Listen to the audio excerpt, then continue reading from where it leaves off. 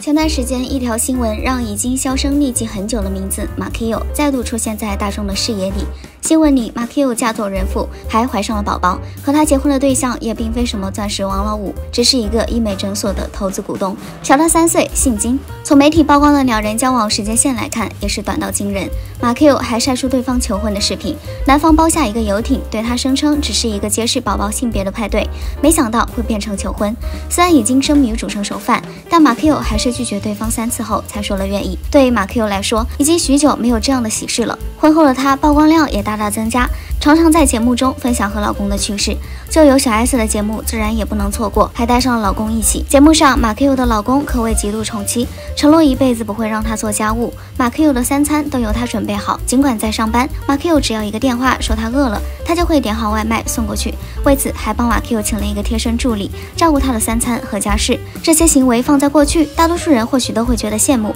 但放在现在，不少人直言两个人不像夫妻，更像主人和宠物。更要命的是，马 Q 讲述自己发现怀孕的过程是在喝到清晨分不清醉酒还是孕吐时。要知道，马 Q 曾因为喝酒犯下大错，因此他心图尽毁，妈妈含恨而终，成为一辈子洗不掉的黑历史。这样的情况下，他竟然还没有戒掉喝酒的坏习惯。不过马 Q 说到底还是大多数爱看台综的人看着长大的，他悲惨的一生既有自己的原因，也有不可抗力的命运。原谅他，希望他过好的人大有人在。我们做这期节目也只是想追忆一下大家记忆里的马 Q， 分析他如何一步一步走到今天，又是凭什么在历经低潮后仍然被人宠爱。Hello， 大家好，这里是娱乐矿工，挖你不知道的料。今天我们一起走进川岛茉树代马 Q 的人生。马 Q 中文名川岛茉树代，出生在日本横滨市，其父为日本人，母亲是台湾人。其母曾自述家境不错，但从小叛逆混成台妹，先后嫁给3个人，一个是上海人，一个是德国人，一个是日本人。日本人就是马 Q 的生父。因为一次日本旅行，妈妈和对方相识，天雷勾动地火，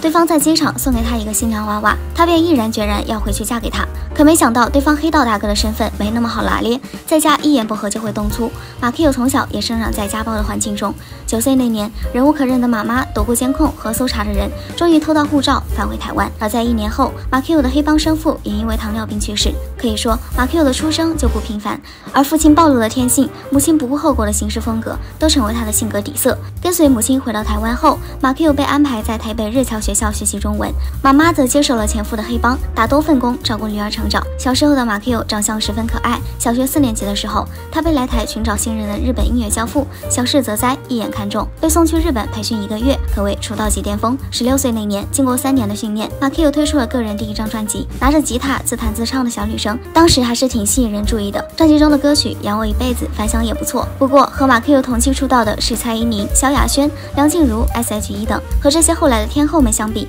马 Q 的专辑成绩平平，歌手之路并不顺利。随后，马 Q 在新人教父李亚明的发掘和打造之下，18岁推出新专辑和新书，而且同时都命名为《再见17岁》，只可惜也反响平平。彼时台湾乐坛神仙打架，马 Q 只好另寻出路，于是转战主世界。虽然他中文不太灵光，但是可爱的形象和总是出丑的中文表达，反倒让他备受瞩目。先是2000年在中视我猜担任代班，2001年与黑人罗志祥主持华视 TV3剑客，由于黑人的缘故认识了范玮琪和小 S。不过小 S 曾表示，真正和马 Q 成为朋友是因为大 S 去大陆拍戏，马 Q 代班了一段时间的娱乐100%。小 S 评价马 Q 真的很随和，也差不多是在同时期，马 Q 因为和罗志祥一同主持多档节目传出绯闻，但在此之前他已经和罗密欧的另一位成员欧汉声交往。2001年初，欧弟去当兵，也就有了后来罗志祥出事被反复鞭尸的挖墙脚事件。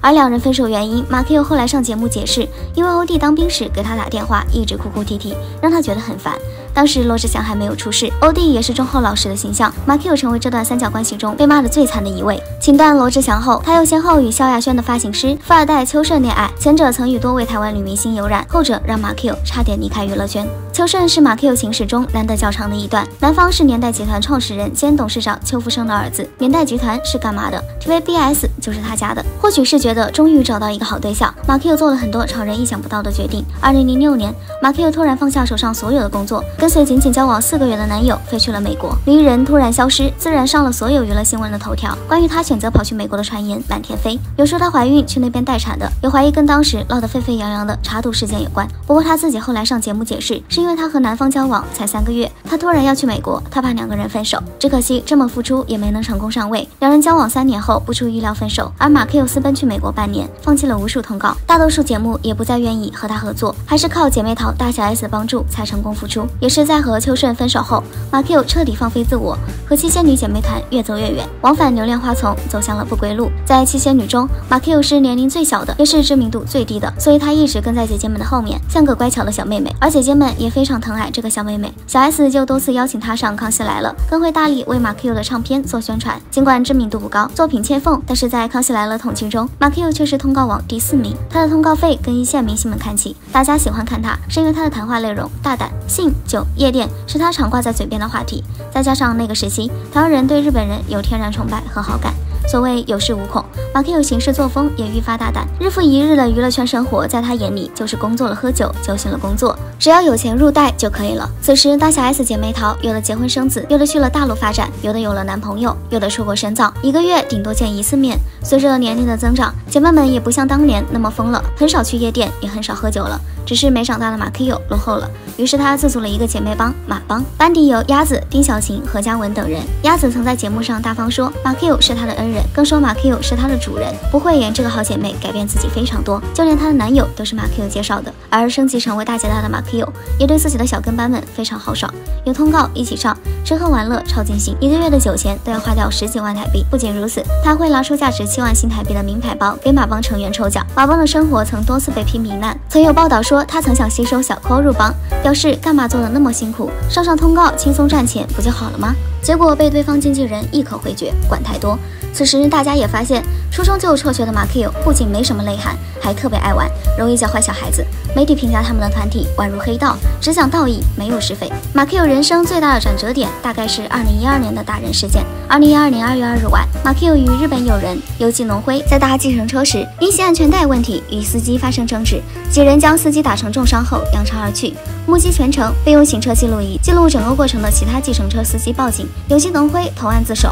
将责任全部揽在自己一个人身上。马 Q 自称不是当事人，声称对方挥手碰到他胸部才导致事件发生。然而监控却记录下马 Q 也参与打人，并教唆打人的画面。在网友一边倒的攻势下，马 Q 在母亲的陪同下去医院探视受害者，并称自己喝太多失忆，更引来了网友指责其没有诚意。这件事相信大家已经很熟悉细节。结局，他为事件道歉，同时也为自己的冲动行为付出了昂贵的代价，被判服刑10个月，缓刑3年。虽说互联网的记忆是短暂的，但马 Q 的事件影响太大，要想大众遗忘根本不可能。人一逝世，身边的人也如鸟兽散，马帮的成员早就不再联系。犯下大错的马 Q 不仅要承受没有收入的痛苦，母亲也传来了噩耗，因为癌症身体一日不如一日的妈妈，慢慢也到了弥留之际。而这个让人操心的女儿，却仍在人生的最低谷中，这让妈妈放心不下。2013年，马 Q 转战大陆，在电影《真爱无悔》里饰演癌症末期的患者，妈妈趁着病区全程陪同。1年后，马 Q 在出事后第一次回到康熙来了，妈妈语重心长对着小 S 说：“以后能照顾马 Q 的只有你了。”果然，在2015年初，妈妈就去世了，享年64岁。告别式当天，当年盛极一时的台湾七仙女，除了阿雅和范晓萱以外，几乎都出席了。大小 S、康永、吴佩慈、黑人陈建州，连陈汉典都来了。大 S 承诺会尽全力帮助他，鼓励他。只不过马 Q 并没有因为母亲的去世改变太多，台媒时不时就会爆出他出入夜店，大手大脚花钱，却财务出现状况的新闻。2017年，他甚至卖了母亲留给他的15平小套房，被曹希平吐槽对不起死去的妈妈。回顾马 Q 的人生，从小对叛逆的人事物耳濡目染，做错事有妈妈保驾护航，尽管掉进深渊，也有朋友愿意救他。可惜的是，他并没有自救的动作。如今在半老徐娘的年纪，遇到了一个愿意宠他的男人，让他一直活在叛逆少女的年纪里，真不知道是幸运还是不幸。不管怎么说，还是祝福他吧。好了，这就是本期视频的内容。如果喜欢，不妨点个订阅，记得点亮小铃铛。我们下期视频再见。